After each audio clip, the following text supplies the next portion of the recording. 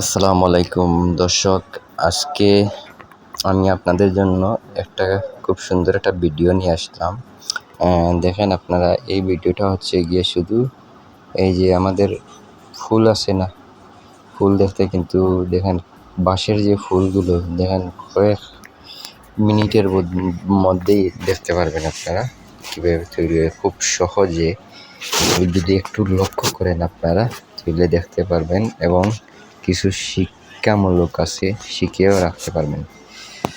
তো কেউ video skip করবেন না, আপনারা দেখেন লক্ষ্য করে ভিডিওটা কিভাবে এই একটা লুকটা দেখেন কিভাবে খুব সহজেই বাঁশ দিয়ে ফুল হয় এবং এই ফুলের এই পাশ কিন্তু আবার গড় বানানো হবে, আপনারা দেখবেন ভিডিওর মধ্যে। তো আপনারা সাথেই থাকেন, দেখেন তারা কিন্তু তার দিয়ে কিন্তু কাজ করতেছে। আর আমি যে ভিডিওটা বানিয়েছিলাম সেটা হচ্ছে গিয়ে আমাদের এটা একটা চা বাগান, একসাথে কিন্তু দুইটা ভিডিও উপভোগ করতে পারবেন, ঠিক আছে? দেখেন এটা হচ্ছে কাজের ভিডিও আর এটা হচ্ছে গিয়ে আমাদের খাদিম চা বাগান, চা বাগানের সৌন্দর্য দেখেন আপনারা, দুটোই সৌন্দর্য ভিডিও। তো দেখেন আপনারা এই যে বাঁশ দিয়ে কিন্তু প্রথমে কিন্তু পানি নিচে দিয়ে কিন্তু যায়, তার উপরে বাঁশ দিয়ে ফুল দিয়ে তার ওই পাশে কিন্তু আবার গড় বানানো হচ্ছে। দেখেন খুব সুন্দর সম্পূর্ণ কাজ কিন্তু বাঁশ দিয়ে বানান, বাঁশ দিয়ে এরকম বান দিয়ে তারপর তার দিয়ে গেলভেনাস তার আছে না, ওই তার দিয়ে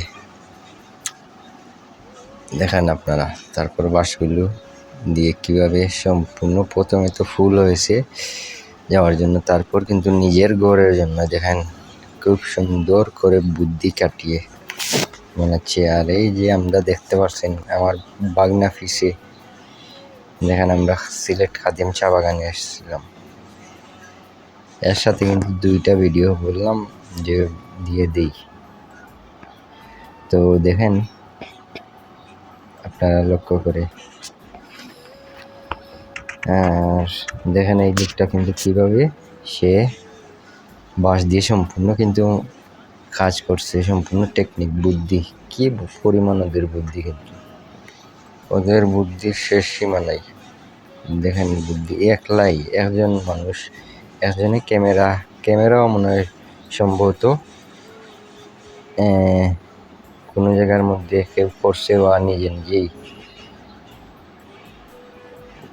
মানুষের বুদ্ধি তাহলে কি না আসলে করতে পারে, দেখেন। আর ওইরকম বুদ্ধি খাটিয়ে যাদের চড়া ফুল আছে না, ওইরকম আপনারাও দিতে পারবেন, ঠিক আছে?